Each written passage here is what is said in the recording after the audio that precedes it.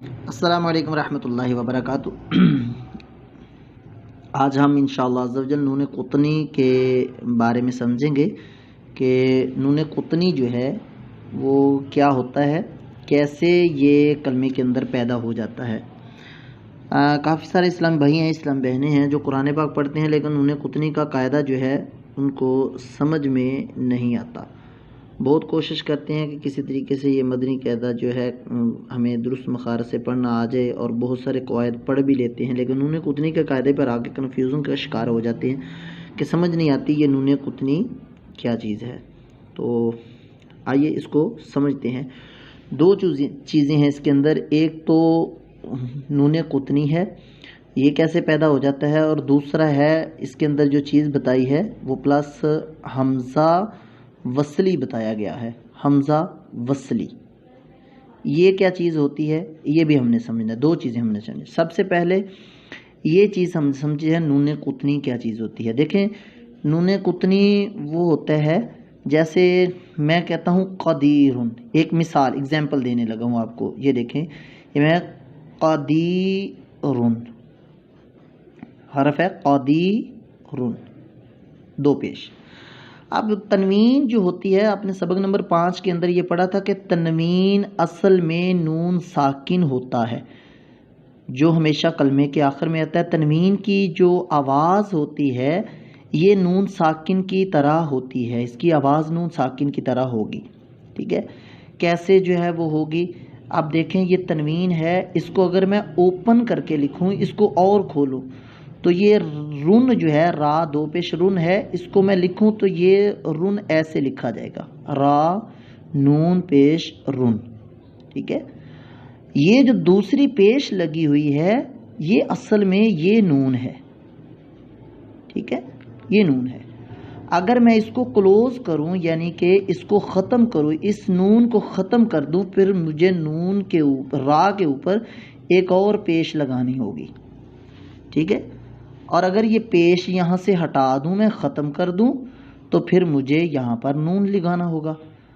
تو کہتے ہیں تنوین جو ہے یہ اصل میں نون ساکن ہوتا ہے۔ تو پتہ یہ چلا کہ تنوین کے اندر جو ہے یہ ایک نون ساکن چھپا ہوتا ہے، تنوین اصل میں نون ساکن ہوتا ہے۔ یہ بات آپ کو امید ہے سمجھ آگئی ہوگی کہ تنوین کی آواز جو ہے یہ نون ساکن کی طرح ہوتی ہے، چاہے را دو پیش رن پڑھ رہے یا را نون پیش رن، ایک ہی بات ہے۔ یعنی اس کو کلوز کریں تو یہ آپ کے سامنے جو ہے وہ آ جائے گا، ٹھیک ہے۔ یہ بات آپ کو امید ہے کہ آپ کو یہ بات سمجھ میں آ گئی ہوگی۔ اچھا، دوسری بات ہے حمزہ وصلی۔ حمزہ وصلی کیا چیز ہے یہ بھی سمجھ لیتے ہیں۔ حمزہ وصلی جو ہوتا ہے، یہ حمزہ وہ ہوتا ہے جو ہم کسی کلام کو، کسی حرف کو، کلمے کو پڑھنے کے لیے لگاتے ہیں۔ جیسے میں کہتا حرف ہے لام، اس کے اوپر تشدید ہے، اور ذال یا زیر ذی۔ اب یہ جو تشدید ہے یہ پڑھا نہیں جائے گا، اس کو پڑھنے کے لیے مجھے یہاں پر حمزہ لگانا ہوگا، ٹھیک ہے۔ حمزہ اس کو کہتے ہیں، یہ حمزہ شروع میں لگایا جاتا ہے۔ اب میں اس کو پڑھ سکتا ہوں الذی، ٹھیک ہے، اس کو کہتے ہیں حمزہ وصلی۔ جیسے میں کہتا ہوں حمدو ہے، دیکھیں الحمدو، اب یہاں پر یہ حمزہ وصلی میں نے لگا کر اس کو ساکن حرف کو پڑھا یا تشدید والے حرف کو پڑھنا ہو تو پھر میں حمزہ وصلی لگا کر پڑھوں گا، اس کو کہتے ہیں حمزہ وصلی۔ وصلی اس لیے کہتے ہیں کہ یہ حمزہ جو ہوتا ہے جب ملا کر کسی چیز کے ساتھ ایسے پڑھا جاتا ہے تو یہ ختم ہو جاتا ہے۔ جیسے میں کہتا ہوں، دیکھیں میں یہاں لکھتا ہوں بسم اللہ، ٹھیک ہے، بسم اللہ الرحمن الرحیم،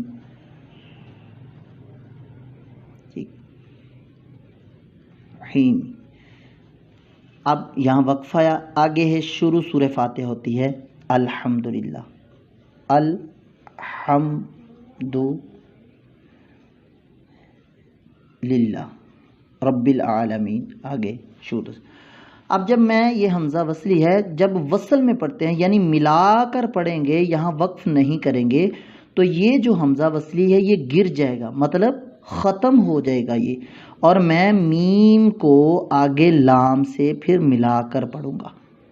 یعنی وصل کلام کے اندر یہ حمزہ جو ہے یہ ختم ہو جائے گا, گر جائے گا, ختم ہو جائے گا. تو میں پڑھوں گا بسم اللہ الرحمن الرحیم الحمد للہ رب العالمین. اسی طریقے سے یہاں پر اب اسی چیز کو میں دوبارہ لیتا ہوں کہ حمزہ وصلی وہ ہوتا ہے جو وصل کلام میں گر جاتا ہے. ایک تو آپ نے یہ سمجھا کہ تنوین کے اندر ایک نون چھپا ہوتا ہے. اگر ہم تنوین کو اوپن کریں, کھول کر لکھیں, تو یہاں پر را نون پیش رن لکھنا ہوگا. یعنی یہ دو پیش جو الٹی پیش ہوتی ہے یہ اصل میں جو نون ساکن ہوتا ہے وہ سمجھیں اصل میں, ٹھیک ہے. اور یہاں پر یہ آپ کو ساری باتیں ایزی سمجھانے کے لیے عرض کر رہا ہوں تاکہ آپ کو آسانی کے ساتھ سمجھ آ جائے. اور یہاں پر حمزہ وصلی یعنی یہ حمزہ جب کسی کلمے کو پڑھنا ہو تو اس کو ملا کر جب پڑھتے ہیں تو اس کو تو پڑھا جاتا ہے, ملا کر پڑھا جائے گا, لیکن جب تنہا اس کو پڑھیں گے تو پھر ہم یہاں پر حمزہ لگائیں گے. یعنی یہ ساتھ ملا کر جب پڑھیں گے تو الحمد للہ رب العالمین پڑھا جائے گا. لیکن یہاں پر میں اگر وقف کر لوں بسم اللہ الرحمن الرحیم تو اب مجھے یہاں پر حمزہ لگانا ہوگا. حمزہ لگا کر میں آگے اس کو پڑھوں گا تو الحمد للہ رب العالمین پڑھیں گے. اسی طرح قدیرن آگے ہے لام پر تشدید. اب میں قدیر اس پر وقف کر رہی ہے, اب لام پر تشدید ہے, اس کو جب پڑھوں گا میں تو مجھے یہاں پر حمزہ لگا کر پڑھنا ہوگا. اس کو کہتے ہیں حمزہ وصلی. اب آئیں اپنے قاعدے کی جانب چلتے ہیں کہ قاعدہ یہ کیسے بنتا ہے. ٹھیک ہے, اصل میں یہاں پر اجتماع ساکنین کا تجوید کی روح سے قاعدہ ہے. اب یہ چیز مدنی قاعدے کے اندر نہیں ہے, تجوید کی کتاب پڑھیں گے تو اس کے اندر آپ کو آسانی سے جب آپ اس کو ہم نون قطنی لگا ہوتا ہے نا, یہ کیسے لگتا ہے دیکھیں, یہ ہے قدیرن, میں اس کو اوپن کر کے قدیرن, میں اس کو اوپن کر کے لکھنے لگا ہوں جیسے میں نے یہاں پر لکھا, ایسے میں یہاں پر قدیرن, یہ اصل میں یہ ہے. آگے وقف ہے, آگے ہے الذی, ٹھیک ہے, الذی. اب یہاں پر دیکھیں جو تشدید ہوتی ہے نا, تشدید, اس کے اندر اس کو میں اوپن کروں تو اس کے اندر سے ایک لام ساکن ہوتا ہے اور ایک لام متحرک ہوتا ہے. ٹھیک ہے, یہ دو چیزیں, اس لام کو اگر میں اوپن کروں تو اس کے اندر سے ایک لام ساکن اور ایک متحرک, اب دونوں کو اگر ملا دوں میں اکٹھا کر دوں تو اس کے اوپر مجھے پھر تشدید لگانی ہوگی. تشدید اس صورت میں پیدا ہوتی ہے. یہاں پر کیا ہوا, یہاں پر دو ساکنین جمع ہو گئے, ایک یہ پیچھے نون ساکن جمع ہو گیا اور یہاں بھی لام ساکن ہے, پہلے اس کے اندر ایک لام ساکن ہے اور یہاں پر نون ساکن ہے. ٹھیک ہے, دو ساکن جمع ہو گیا, اب ان کو پڑھا نہیں جائے گا. تو یہاں پر کیسے رول اپلائی ہوگا, یہاں پر جو یہ نون ہے اس کو زیر دے کر ایک چھوٹا سا نون نیچے لکھ دیا جاتا ہے. یہ ختم ہو گیا کیونکہ اس کو تو ہم نے زیر دے کر یہ نیچے لکھ دیا. اب پیچھے رہ گیا قدیرو, اب اس نون جو ہوتا ہے اس کو زیر دے کر نون قطنی کا تنوین کا اندر جو نون ہوتا ہے اس کو زیر دے کے چھوٹا سا نون لکھ کر آگے اس کو لام کے ساتھ ملا دیا جائے گا تو یہ بنے گا قدیرو الذی. اسی طریقے سے اور مثال لیتے ہیں, شاید سمجھ آسانی سے آ جائے, کسی کو آ جائے گی اور کسی کو یہ بات سمجھ میں نہیں آئے گی. جیسے میں لکھتا ہوں شیبن, شیبن, ٹھیک ہے. اب شیبن جو ہے اس کے اندر ایک نون ہے, یعنی یہ شیبن یوں لکھا جائے گا, شیبن, شی با نون زبر بن, شیبن. آگے وقفہ آ گیا, آگے دیکھیں السما,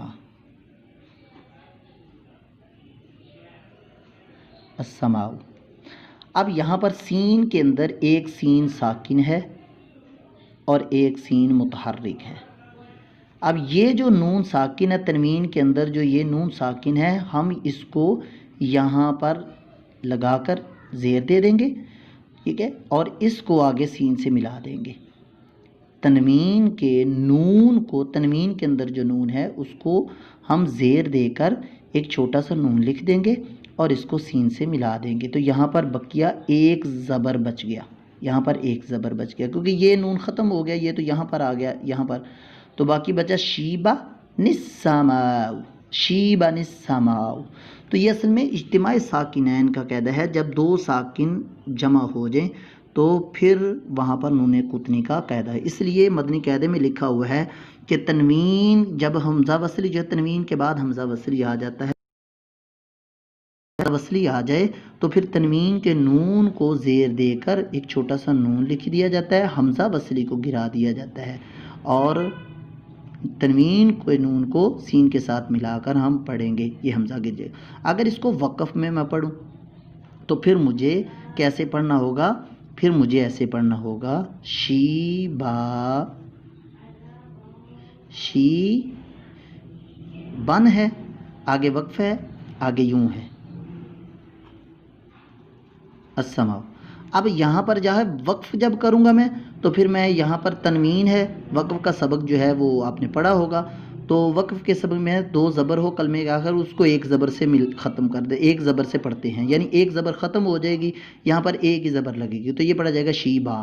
آ گیا ہے یہ سین جو ہے، اس کو جب پڑھنا ہے میں نے تو پھر میں حمزہ کو زبر دے کر آگے ملاؤں گا السماء، یعنی یہ حمزہ وصلی جو ہوتا ہے، حمزہ یہ لگا کر میں اس کو پڑھوں گا، خود سے تو یہ پڑھا نہیں جائے گا، تو یہاں پر پھر میں حمزہ لگا کر پڑھوں گا، تو یہ پڑھا جائے گا شیبن السماء، ٹھیک ہے۔ اسی طرح قل هو اللہ احد ہے، چلیے یہاں میں لکھتا ہوں، یہ دیکھیں قل هو اللہ احد، ٹھیک ہے، یہ دیکھیں احدن ہے، احدن، آگے وقفہ آ گیا، آگے ہے اللہ۔ اب اللہ جب آیا تو اب دیکھیں یہ پیچھے تنوین ہے، اب تنوین کے اندر ایک نون ساکن ہے، یہ سمجھ لیں اگزامپل، یہ نون ساکن، اس کو میں زیر دوں گا، اس نیچے لکھ دوں گا اور اس کو آگے لام سے ملا دوں گا، تو یہ پڑے گا احد اللہ، یہ ختم ہو جائے گا، تو پیچھے احد اللہ الصمد۔ بعض لوگ اس کو وصل میں پڑھتے ہیں تو وہ اسی طرح پڑھنا قل هو اللہ احد اللہ الصمد، جب سانس آپ نے یہاں پر نہیں توڑنا، وقف نہیں کرنا، تو پھر آپ قل هو اللہ احد اللہ الصمد اس طریقے سے نہیں، قل هو اللہ احد اللہ الصمد، تنوین کے بعد ہم جو ہے آگے حمزہ وصلی ہے یعنی اللہ، تو یہ حمزہ وصلی ختم ہو جائے گا، یہاں پر تنوین کے نون کو زیر دیں گے، اس کو لام سے ملا، اگر یہاں پر میں وقف کروں تو پھر یہ دال ساکن ہو جائے گا احد، اور پھر یہاں حمزہ وصلی جو ہے، حمزہ اس کو لگا کر اللہ پڑھوں گا اللہ الصمد، تو یہ پڑھا ہے قل هو اللہ احد اللہ الصمد۔ اگر میں وصل میں پڑھوں تو میں پڑھوں گا قل هو اللہ احد اللہ الصمد۔ تو امید کرتا ہوں آپ کو یہ قاعدہ سمجھ میں آ گیا ہوگا، اگر پھر بھی اگر کسی قسم کی کو کمی بیشی ہو تو پھر اس ویڈیو کو بڑے اطمینان سے اہتمام سے دیکھیے گا، کسی مستند مزید ایسے سے سیکھیے جو آپ کو آسانی کے ساتھ سمجھا سکتا ہو، ضروری نہیں کہ میں جو بات کر رہا ہوں وہ آپ کو سمجھ میں آ جائے، ٹھیک ہے، کیونکہ بعض چیزیں سمجھ میں جلدی آ جاتی ہیں، بعض دیر سے سمجھ آتی ہیں۔ اللہ عز و جل ہم سب کو اس پر عمل کرنے کی توفیق عطا فرمائے اور ہم سب کو درست مخارج سے قرآن پڑھنے کی توفیق عطا فرمائے۔ السلام علیکم ورحمۃ اللہ وبرکاتہ۔